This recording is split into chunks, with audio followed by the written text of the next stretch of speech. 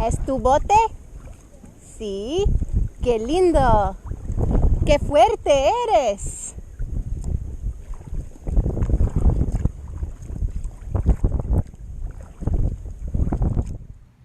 Wouldn't mind getting an actual web and map, but I haven't been far notes here.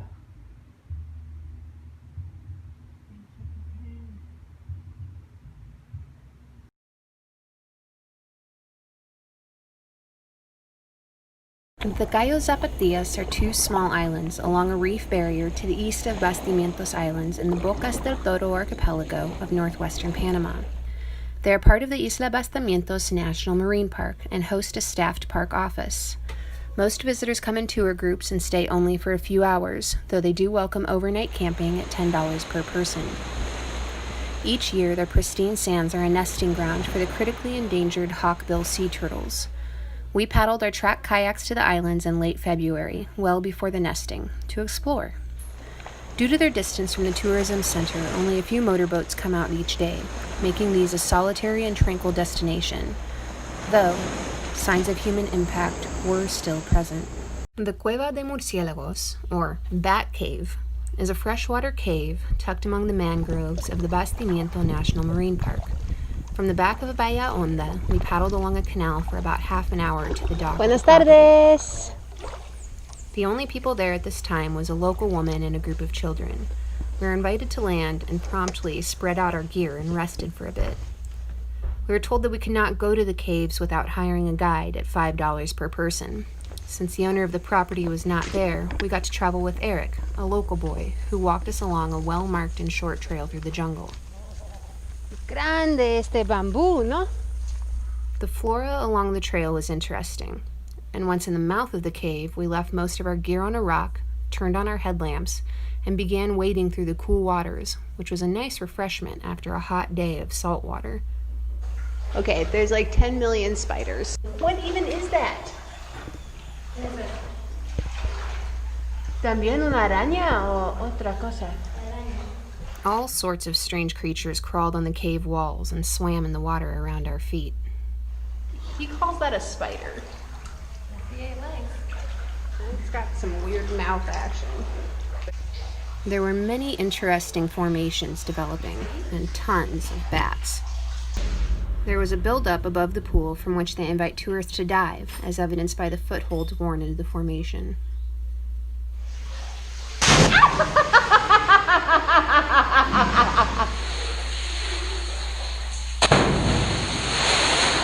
We then walked back to the house by the dock, where we chatted with the locals and camped for the night in their front yard. Hola! Hola! All in all, the Bat Cave is a cool and interesting stop for adventure seekers who come to Bocas looking for something a little bit different and off the beaten path. Whereas our plan initially had been to continue northbound based on what we have now learned about the weather and conditions, and my skill level and comfort is we're going to try to do this in a southbound direction and a little bit different. This plan, Plan C, actually came to us courtesy of Bowtie Matt. Before we set out, we're actually looking over this map and talking it over. And I kind of looked at it and then brushed it aside, and then as I spent some time here letting go of the idea of paddling the entire time on the Caribbean, Bram was like, all right, well, what are you doing now? And that brought us back around to this idea, which is we'll travel by vehicle up into the southern region of Nicaragua and put in on Lake Nicaragua from one of 3 points. That will connect us to a river called Rio San Juan. Rio San Juan is a pretty mellow river that goes about 200 kilometers long, and that would bring us down here. It's actually a border river. It's one of the only rivers that actually it's a border, but it entirely belongs to one country, so it belongs to Nicaragua. Then we'll cross back into Costa Rica, and then from Costa Rica, for the majority of Costa Rica, there are some canals with the option to be out at sea and we can just paddle back down to Puerto Limon. This offers the advantage of putting the open sea experience at the end of 2 or 3 weeks of having paddled rather than trying to do that first. So, starting this weekend, we're going to move towards enacting that plan. So, Plan C. As those of you who've traveled in Latin America know, no public transportation is complete without having a chicken on board. 5 hours later, we pulled into San Carlos. We resupplied, spent the night, and were up and on the water the next morning. While the river was wide and barely flowing here, the headwind was strong enough to kick up some whitecaps for much of the afternoon. I found the wind to be exceedingly calm early in the morning, when the river was like glass and tufts of plant matter slowly listed along.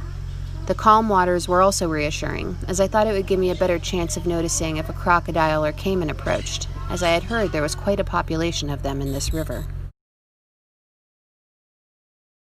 From San Carlos, we paddled to the lovely little town of El Castillo, so named for the Spanish fort built on the hill overlooking a bend in the river.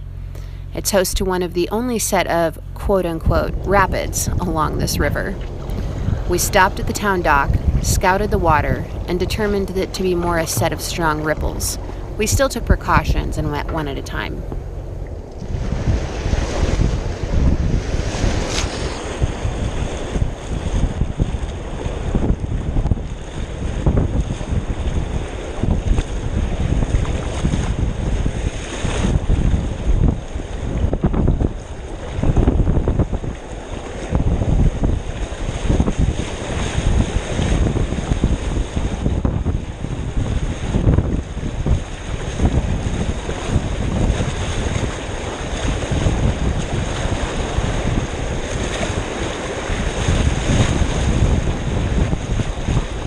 We were met at the other end of the rapids by some curious kids.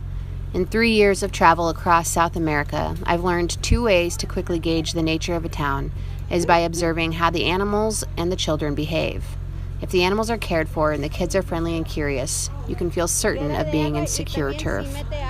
Of all the gear and novelties we carry in our kayaks, our sump pumps are widely regarded by the younger population as the most popular, as they're obviously designed for water fights.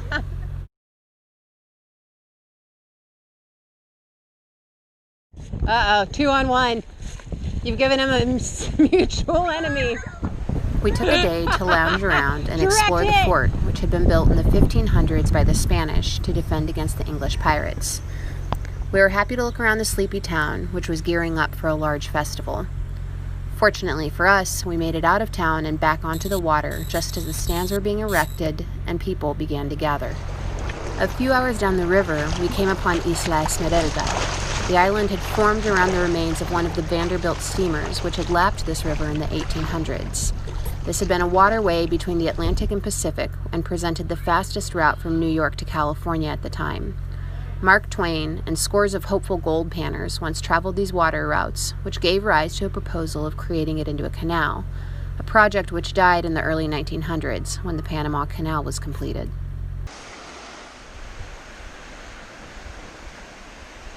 So, that is Nicaragua. This is all Nicaragua. Oh, that's track kayak. Nicaragua, Costa Rica. We soon came to the area where the river delineated the border between Nicaragua and Costa Rica, though easements to allow Costa Ricans access to the river are still uneasy. While we were technically stamped into Nicaragua and had to check in at each of 5 military outposts on that side of the river, we were also welcome to stop in the Costa Rican side and spent several nights over there, as it was much more developed than the Nicaraguan side, which is the biological reserve Indio Maíz and is known as El Pulmón de Centroamérica. We ended up spending several nights at the Tapir Lodge, where the Rio San Carlos feeds in from Costa Rica to the San Juan River. The owner, Ruben, was exceedingly friendly and helpful. Richard was excited to help out with installing a wood floor. It also didn't hurt that Ruben was a great fisherman and an amazing cook. We're at our first military checkpoint. In the background, you see Costa Rica, where we ended up hanging out for several days because there was amazing food. We went there for internet, but couldn't find that, but stayed for the food. And this side is Nicaragua, and it's our first border point. Puesto de control. At each puesto, we had to turn in the zarpe we had gotten for the previous one and buy a new one at a cost of $1 per zarpe per boat each time. The river presents a variety of camping options, from fancy lodges to tree houses behind a local bar. This is quite lovely. Welcome to La Ranchita. Gates and everything. All right. At Puesto Delta, situated at the fork of the Rio Colorado and the Rio San Juan, things got interesting. We wanted to paddle south towards Tortuguero in Costa Rica.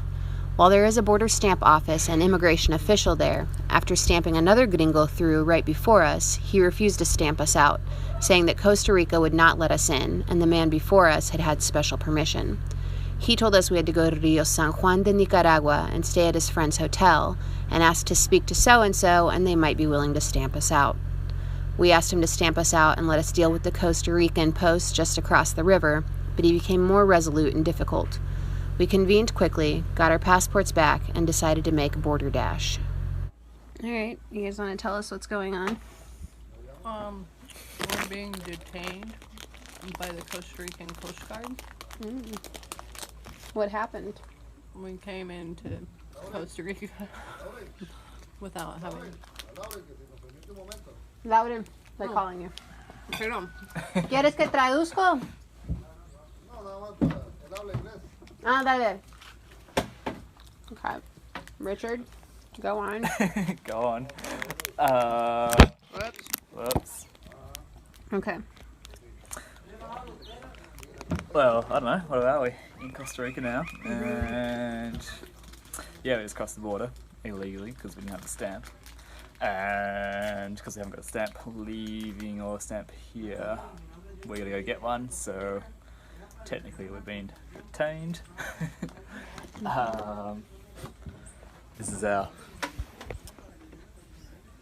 fleet which detained us. Well, we just paddled up and jumped out. We came to them. But I don't know, Costa Ricans are our friends, so we're all pretty good for now. But yeah. In the end, after a 36-hour to-do, and with much help from the Costa Rican police, we got to an official stamping station, stamped through, and then back out to the posta and our boats. We were legal, and everything was back on track. We're at immigration in Sarapiquí, where we're going to be transported back to the Chiles border crossing. Tablo, I think they're calling it.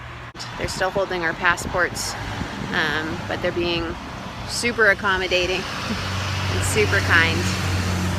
The next day, we paddled 55 kilometers along canals and made it to the well-provisioned and touristy coastal town of Tortuguero, where our route would finally take us out to sea. All right, here we are in Tortuguero. We just had our first respectable day on the boats. I think 55 kilometers from Delta, the police station, to here, all via canals. Oh my gosh, hello. Oh. We spent a day in the well-provisioned tourist town, cleaning the river grime off of our gear and watching the sea. It seemed a lot calmer than it had been when we tried to start this journey in Bocas in February. We decided that rather than continuing in the canals to Limon, we would set out on the open water immediately.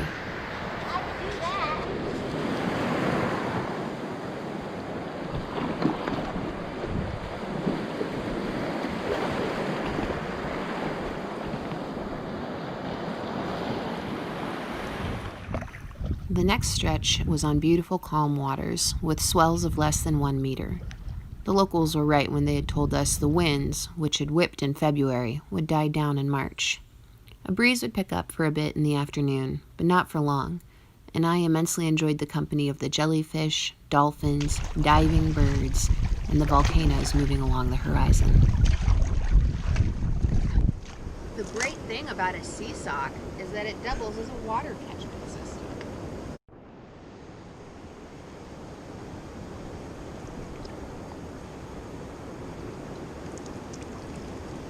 We paddled towards the city of Limon, the only port on this coast of Costa Rica.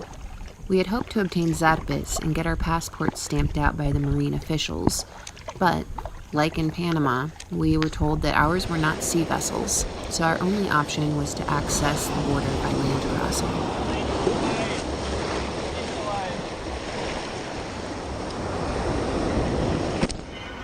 We're in Puerto Limon, Costa Rica, hoping for our best stamping out experience yet, which would not be that hard because all we have to do is actually make it across the border and not get arrested, and we will have surpassed ourselves. So here's hoping. You have to go to Sixola, so anyway to cross the border. How are we going to get there? We can either go up the river, like go down the ocean side, go up Sixola River, get stamped across, go back down, or bus. So we came through Limon, told everything was good. We just needed to come back, get stamped out. It happened to be a different person working today. He called up. They decided that no, sea kayaks are not in fact seaworthy vessels, that we needed to have that we needed to have life vests, radios, flotation devices. We told them we do. They said it doesn't matter. We said, how can you say sea kayaks are not seaworthy when we've been kayaking on the sea? They decided that they're not worthy for international. Then we told them we've been going international, and they were like, oh, that's Nicaragua. And we That's said, not Costa Rica. so, I don't know. Great day. I would probably not try to sea kayak Central America. They're more, like, the water so far has been Amazing. good. The people so far have been alright. It's the border officials like to make things complicated. Fun.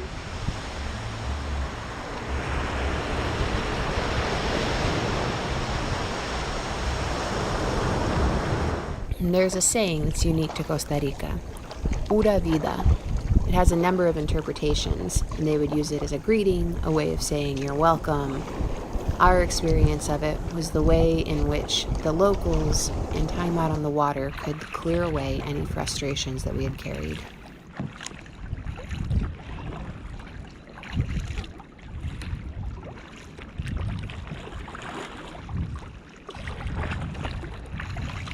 Once we'd figured out the Sixola land crossing alternate, which we could access by river, we headed back to our boats and continued to enjoy the overcast, calm weather, and stopped at a few coastal national parks to check out the reefs and wildlife.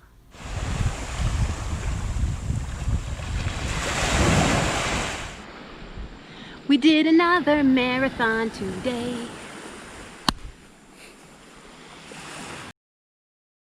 From the park, we paddled into the little town called Manzanillo, the end of the road in Costa Rica. We spent a day there snorkeling, resting, and getting ready to cross the border. Twice while out on the water, we had been scouted, and one time approached by the marine border agents. As we approached the boundary between Costa Rica and Panama, we saw no one. It was a drizzly day as we paddled towards the Sixola River mouth, from which we would access the border crossing station. The mouth of Rio Sixola. It's the border between Panama and Costa Rica. We found a really kind local family who are willing to help us cheat the system by giving us a ride up the river to stamp from Costa Rica into Panama and then bring us back. So, la pura vida.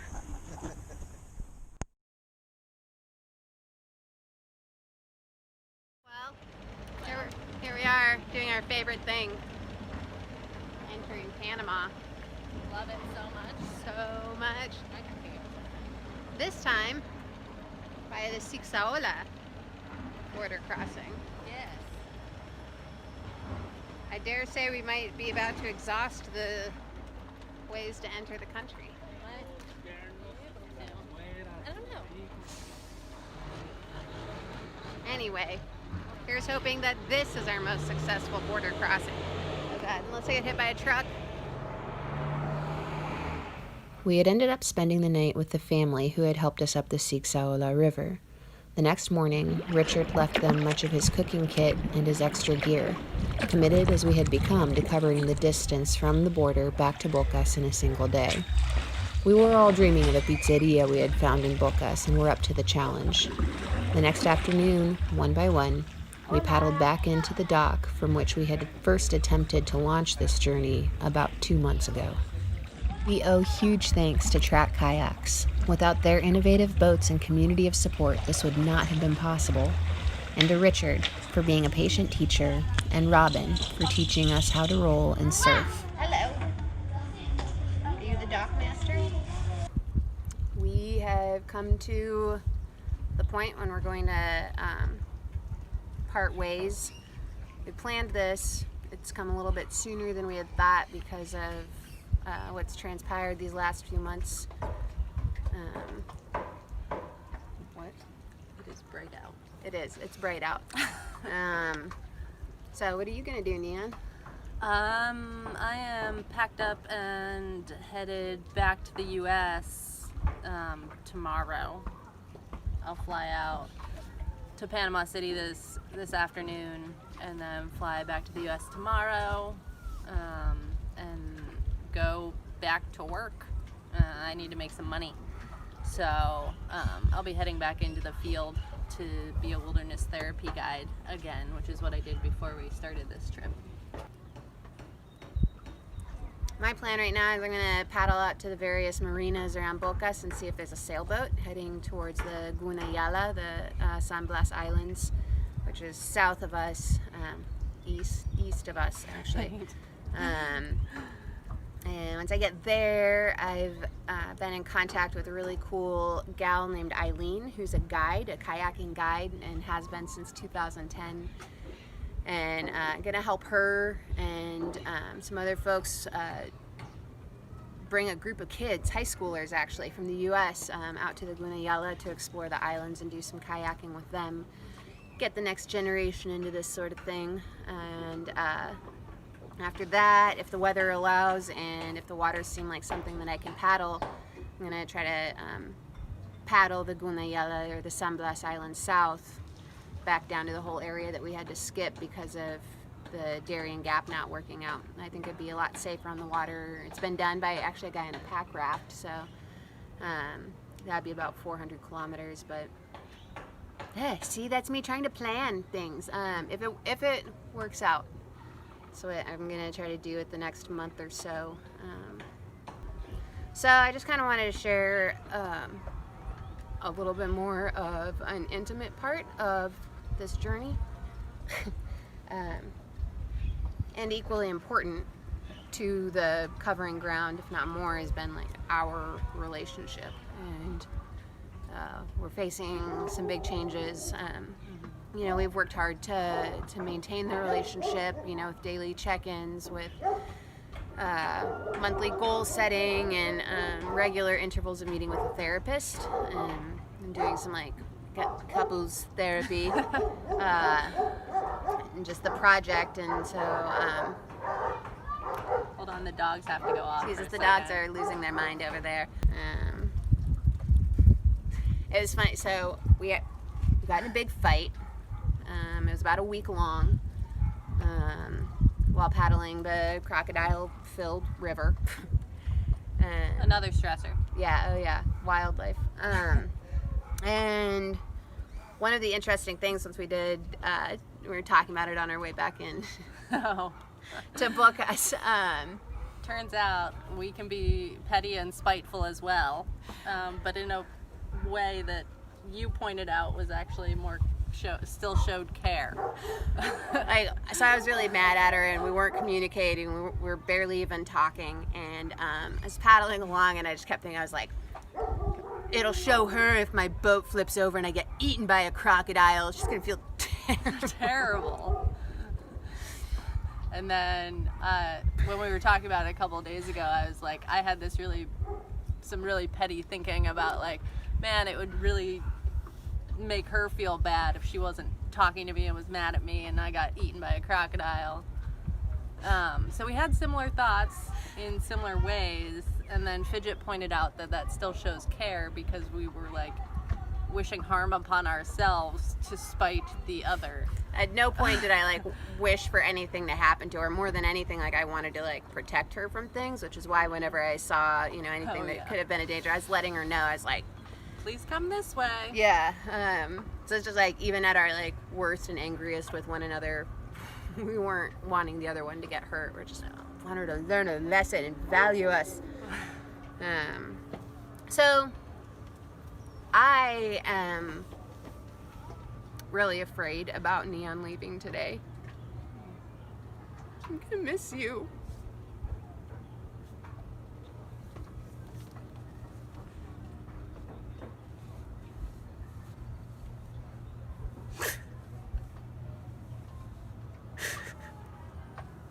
In late April, early May of 2019, Ilene and Fidget paddled from Panama to Colombia, 300 kilometers along the Comarca Indígena Guna Yala.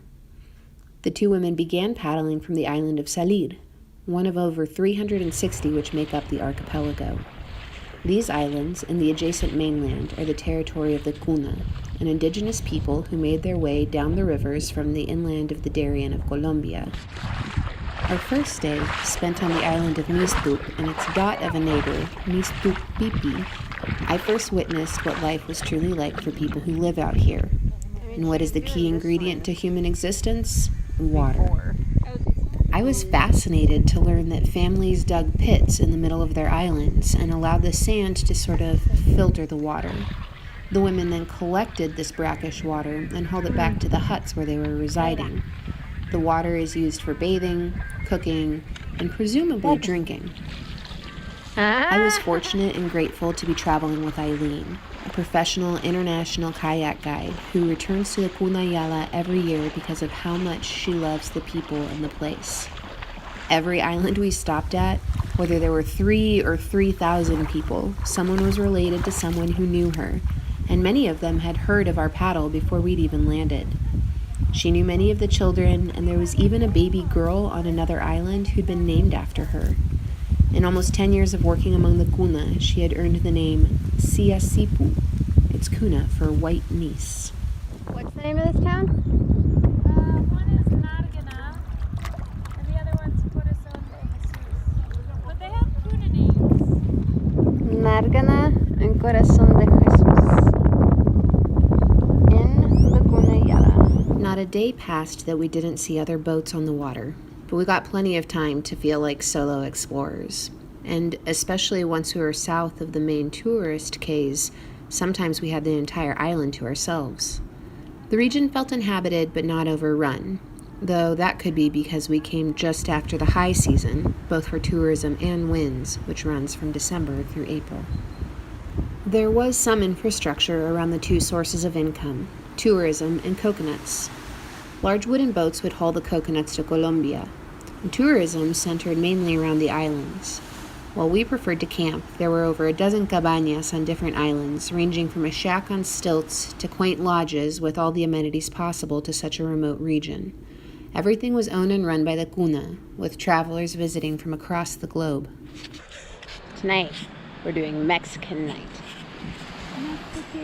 Got tortillas. Beans. I forgot about the beans. Ilene's cutting up the cheese. Queso. It's getting fancy, so we have to eat all of it. We have fresh water. And some guys came to clean up the island. And they were burning some of the palms, so we're taking advantage of their palm fire to make our chorizo, i.e. meat log.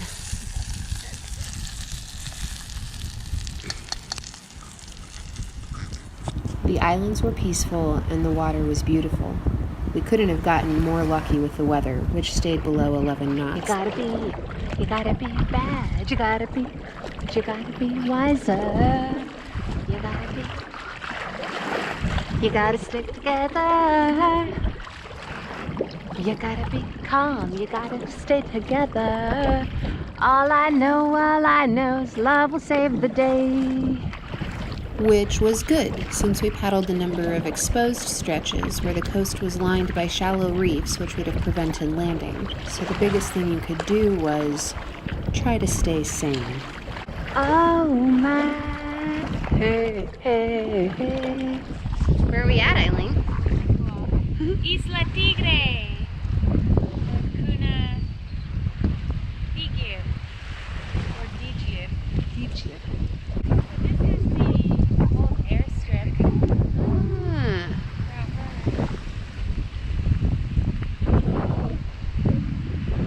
Yeah, so from that gate of a little fence, Mm-hmm. they call it like the tourist zone. La zona turística. This is our zone. I was gonna say, but we've got this whole zone to ourselves. This is our zone. So further- Are people often buried on the islands? No, but maybe like one or two. So this was a chief, one of What do they call their chiefs? his name was Igua de Nipe. Their chiefs are called Sila, Said. but this says Sidon. I've heard him called Kind of yeah. a variation on Sila maybe, but Dumad means like big or large, so, but it's also like more of a chief, like more Higher up. level authority. So, but otherwise, Tigre, I know most of the communities, as far as I know, have their cemeteries on the mainland, like up a river, sometimes quite a ways, Mm-hmm. where people are buried under the ground in their hammocks. So that people are buried with their hammocks in a hole, and they'll put a bunch of things from their lives in there with them, and then cover it up, and then have like other things from their lives hanging around as decoration. Cool. Yeah, there's a whole belief system about where the spirit goes and the journey their spirit takes before it reaches, I guess, kind of what we would consider like a heaven type place. Mm-hmm. Guna Yala. And Guna is sometimes spelled with a K, sometimes a C. Officially, they want it spelled with a G. Yeah, they officiated the alphabet recently, and there's no K. And so they do want the G, which the G, Misi. Misi. There's a lot of cats. The G you pronounce kind of like a K. Mm-hmm. We got to spend a day on Tigre, a community where Eileen has strong ties.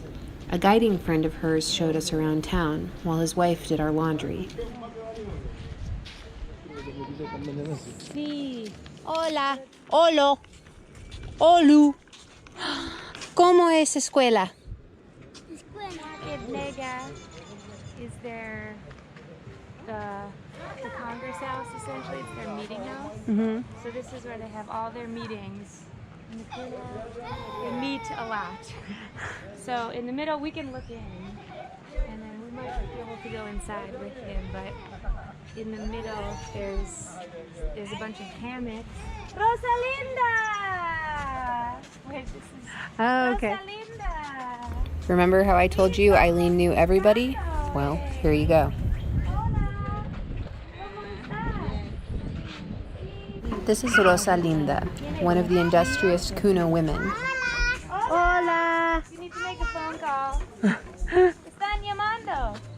She was taking us to her house to show us the selection of molas that she had made recently. It's one of the main ways that women are able to earn on the island to be able to bring money back into their families. Mañana vamos a Viaduct.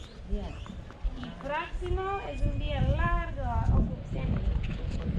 Sí. It's a very exciting day here on Isla Tigre. First shot at a shower in a week. Then baby wipes for the win. But here they have a tourist zone. This used to be their airfield. They've got 2 cabañas and a shower. So I'm gonna go get gussied up. There it is. That water tank. Let's see what we got.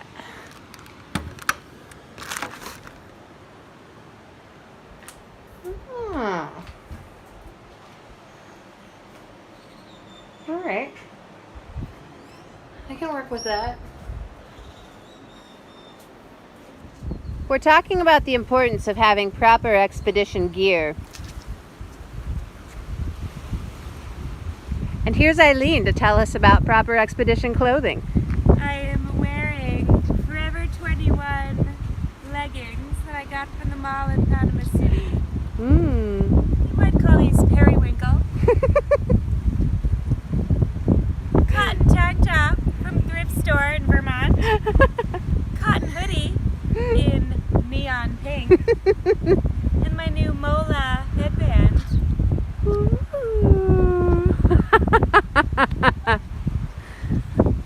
An expedition is what you make it.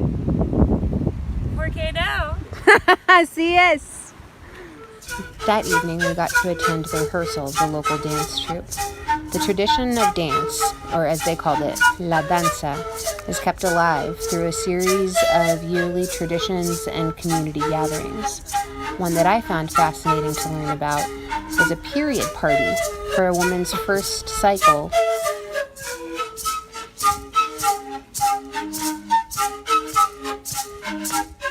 It is March 25th.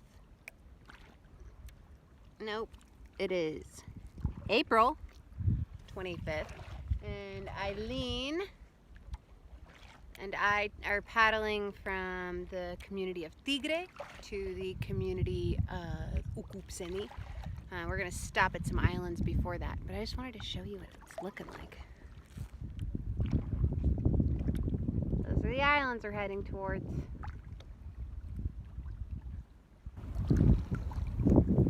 Truly, I don't think we could ask for better conditions than this. As we paddled further into the remote heart of the comarca, the landscape became more rugged, though the people remained friendly and ever helpful. This was one of our favorite nights, camping on Dia Dup.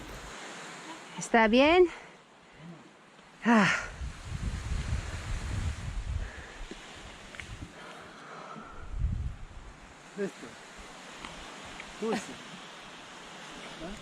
Bien. The man who owned the island and had been working the trees there came to chat. He told us with a sparkle in his eye about his daughters who were in college. He showed us the best spot to camp. We gave him some medicine and fresh water, and he cut open some refreshing coconuts and recommended where it's best to snorkel on the reef. Snorkel time!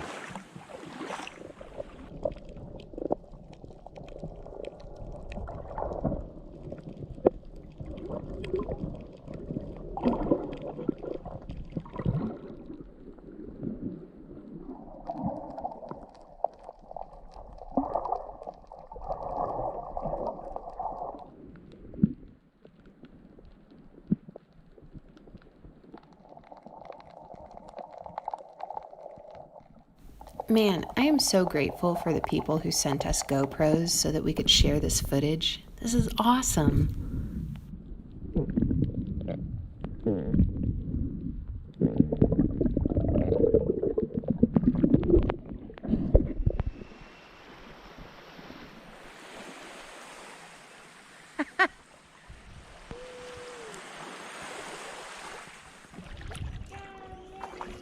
There's Ilene again, making new friends with the workers at the Yandup Lodge.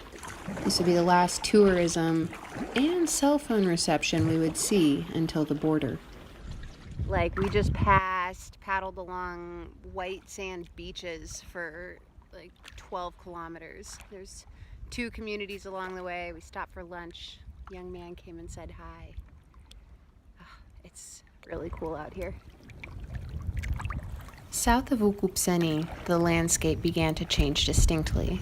There were fewer white sand beaches and more... What are these things? Hills?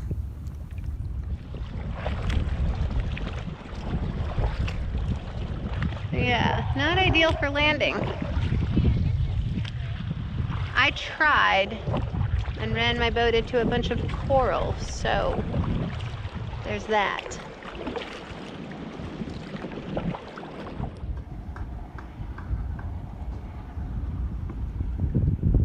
Guna community? Just past Playon Chico. We don't actually know what it's called. The flags you see are all political parties.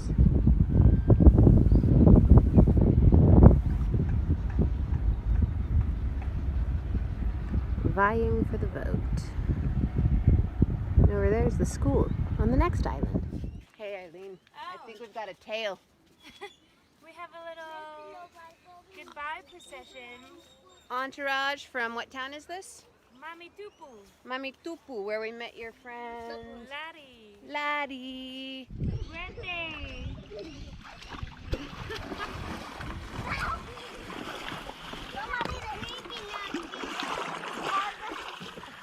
¡Oh, yes!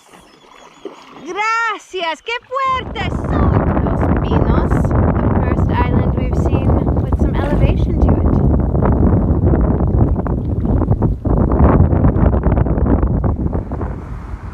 The southern sections of the San Blas and the Guna Yala are quite different.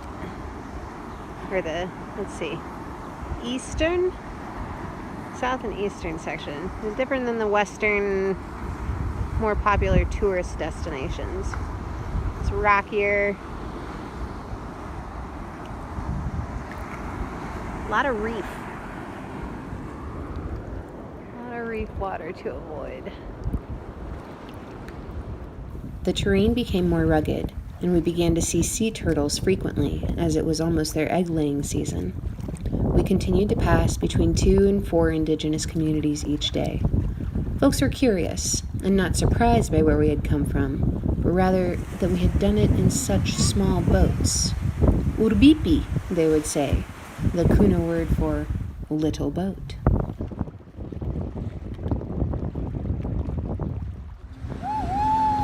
Woo! Eso!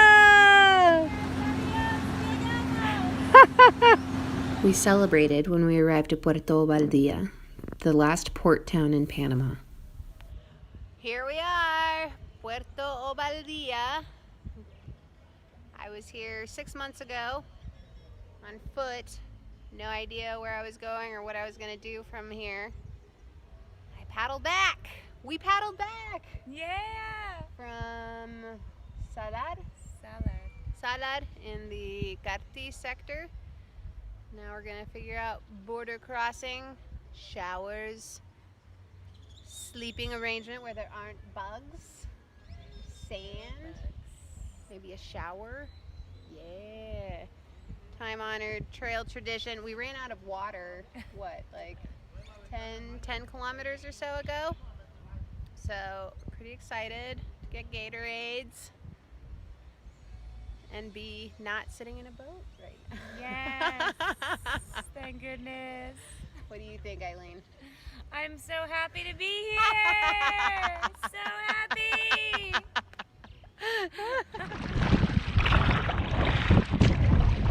The way I figure it, we've been stamped out of Panama. We're right here. So I was just wondering if you wanted to go to Colombia.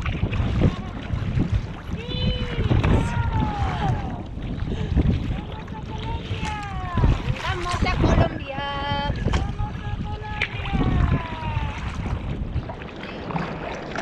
Eileen, where are we? We are in Colombia. We decided to measure our distances in centimeters. So now we have only a couple thousand centimeters left.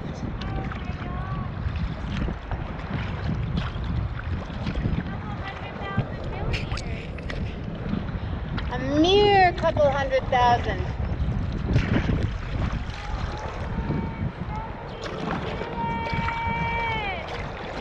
We arrived in Capurganá in true dirtbag style, giddy and totally wrecked.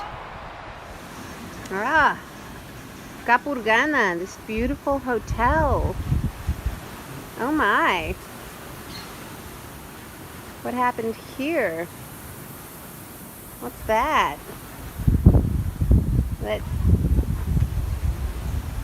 Oh my goodness. What do we have here? Can I offer you in a wet, useless dry bag? Oh. Perhaps it comes in a lovely yellow and it doesn't work. Oh, perfect. So this might be a top of your list. Mm-hmm. Continue paddling. Number one. What else do we Or have? we use sardinas. Oh. The finest. Look at her. You zoom in on those. Oh, look at that. Those, Yeah, she's like, knockers. sardines. How about these I like sardines? to eat my sardines laid over a sharp rock, topless. In the surf. So it jabs you. My therapy ball. This Yes, is that come a thing's long awesome. way. What else can I interest you in? Another dry Oh, perfect. bag that's seen better days. With this nice knot tail. Oh, there you go. Functions with the trash bag. A Sun magazine that's come all the way from Philadelphia. I liked when you would read us from that. The Sun There's magazine still is one really page cool. left. I've been saving it. Sweet. I've also carried around, I haven't opened this bag not once on the trip, so it must be really useful. Some more sunscreen, an eye pillow, Thank goodness. toilet paper, which didn't need the whole trip when you have the ocean. Yeah. The ocean can. Some postcards from Panama, Oh, which cool. I could mail. Those. Socks, Yeah. icebreaker socks, Ooh, nice. and this little clip with a whistle. Look at that. It was left by teenagers on the beach. This is what I have to offer. This is Eileen's shop.